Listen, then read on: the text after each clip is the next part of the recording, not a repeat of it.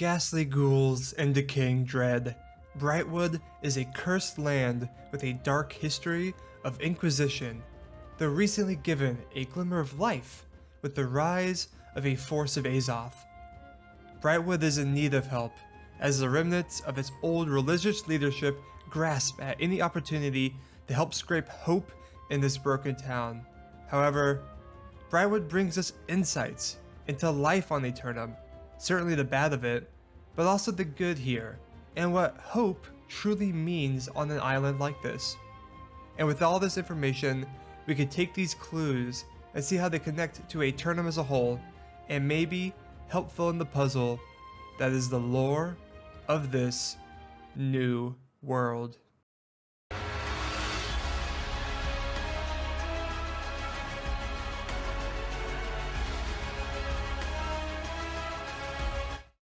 An important thing to note is I am not an expert on the lore. A lot of this is speculation as I fix together bits and pieces given to us.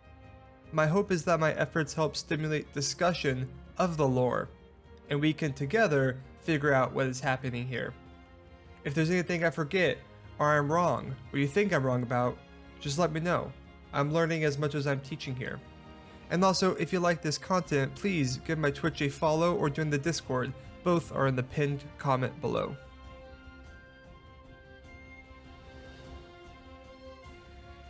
Brightwood has a long, sad history here on Aeternum. A drastically different look here, while other lands are filled with life, both good and evil, flora and fauna. Brightwood is a heap of decay. The only thing that truly lives here are those unable to die.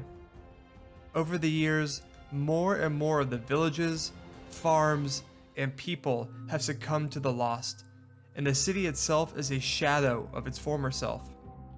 During this fall, the Inquisition ran Brightwood, helping guide it to a righteous and holy future, but obviously failed to do anything to prevent this descent. Now, remnants of the Inquisition lie about the settlement, partly leading it, partly watching it, blaming themselves and anyone else for their sorrows. These residents include Tunstall Pennyfather, the head cleric of Brightwood, its leader. He's desperately searching for answers to the curse of Brightwood and how to help bring back life to this broken land. Sewell Bankel, a former member of the Inquisition and the embalmer of Brightwood. They also help uncover the secrets of Brightwood and drive Pennyfather to find the true answers of the Inquisition. Clara Sobal is one of 2 Brightwood Justicars, who works on crafting better weapons and defenses against the evils in this settlement. Doran Farrell is the other Justicar who joins in on this. Lao Kang is the herbalist of Brightwood, feeding the citizens with anything she can gather into a hopefully decent meal. And Belua Okori is the chamberlain who runs the inn, a point of joy in Brightwood with his many puns. There are more residents scattered about the land, rangers and survivalists, and even secrets that have to be uncovered through these individuals. Outside these specific residents, Brightwood has a few other spectacular landmarks. Here is where the Soul Wardens have begun to rally. Under the leadership of Jonas Alazar, the 3 factions have begun to work together to fight the corrupted. The fort where this journey begins can be found here. Additionally, beyond the curses of this land, a glowing tree has sprouted, filled with Azoth and soon to be protected by the angry earth. This would be, of course, the Azoth Tree.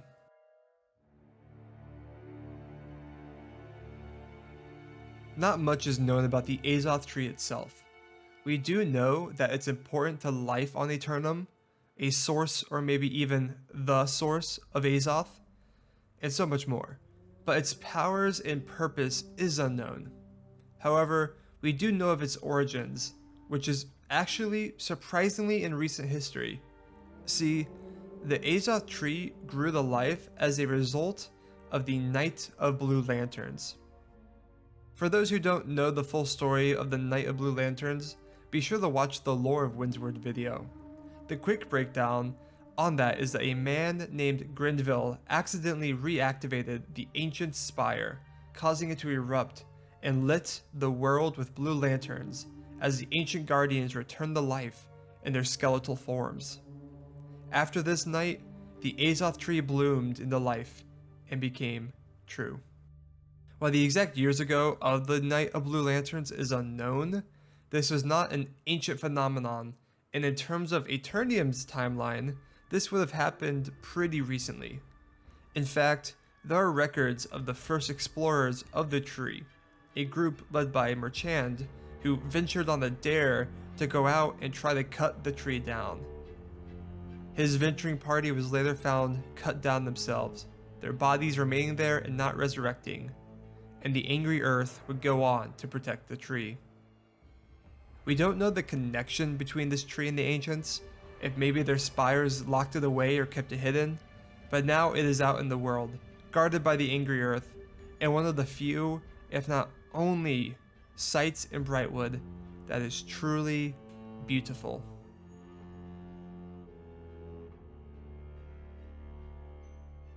As mentioned before, and evidently seen, the lands of Brightwood are cursed. This much death and destruction has not befallen any other settlement so extremely. Surely something must be up. Pitneyfather thought as much, as did Sewell. After intense research into the history of Brightwood, understanding samples of the lost and soil and everything occurring, the conclusion was drawn that the people of old Brightwood used to bury the lost within the soil. Why would they do this? The theory is that they were led to believe this would help fight off the increased rise of lost and corrupted. But what maniac would lead these people to believe this? Why, the old leader of the Inquisition himself, Archminister Havelock. Havelock was a scientist as well as the religious leader of Brightwood. Having heard of the foothold that the corrupted were gaining in the Cleave, and feeling that there was a connection between the withered and the corrupted, Havelock decided to seclude himself to his unorthodox studies. He moved his family to an island on a lake and employed a Captain Maddie to help him capture withered to experiment on. These withered would be caged, and from these experiments he began to develop tinctures that helped resist the corrupted. It is most likely during this time that Havelock was able to convince the people of Brightwood to bury lost within the soil to help with the situation, which would lead to this curse of growing lost in the fall of Brightwood.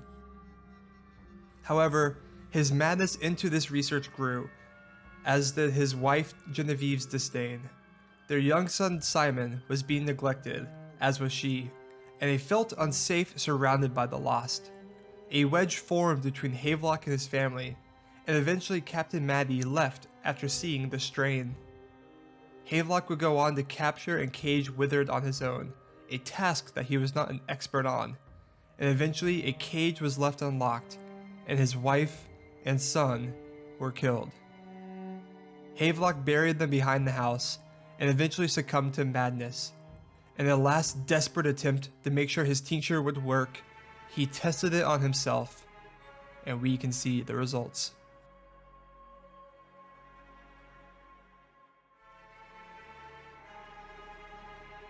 Brightwood has a dark history, only lit by the Azoth Tree itself, filled with mysteries of the dead and this unknown Inquisition, which we can assume worships the spark, but who knows, is so much more. I don't believe all the questions will ever be answered in this spooky land. If you enjoy this content, be sure to like and subscribe.